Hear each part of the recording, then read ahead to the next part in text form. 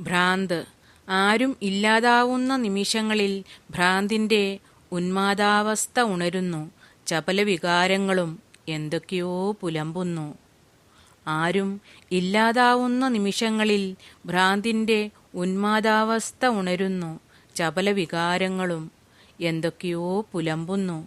യാഥാർത്ഥ്യമെന്നോ കഴിഞ്ഞുപോയതെന്നോ നടക്കാതെ പോയ സ്വപ്നമെന്നോ പറയുവാനാവാതെ മോഹങ്ങൾ വാക്കുകളായി ഒഴുകുന്നു.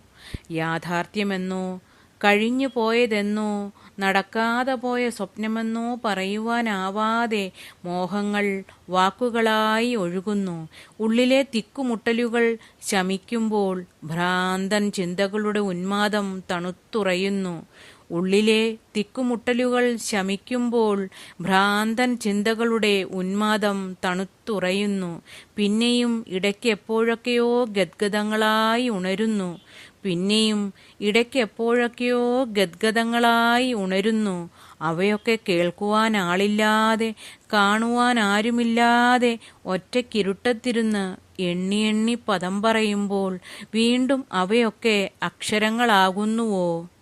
അവയൊക്കെ കേൾക്കുവാൻ ആളില്ലാതെ, കാണുവാൻ ആരുമില്ലാതെ ഒറ്റയ്ക്കിരുട്ടത്തിരുന്ന് എണ്ണി എണ്ണി പദം പറയുമ്പോൾ വീണ്ടും അവയൊക്കെ അക്ഷരങ്ങളാകുന്നുവോ?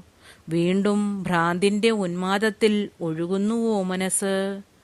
വീണ്ടും ഭ്രാന്തിന്റെ ഉന്മാദത്തിൽ ഒഴുകുന്നുവോ മനസ്സ്?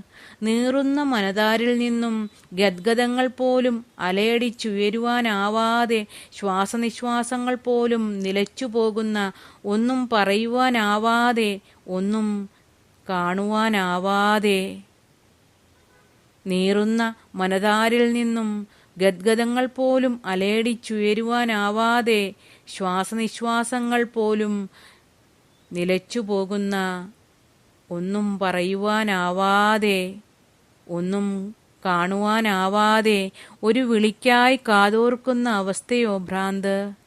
ഒരു വിളിക്കായി കാതോർക്കുന്ന അവസ്ഥയോ ഭ്രാന്ത്?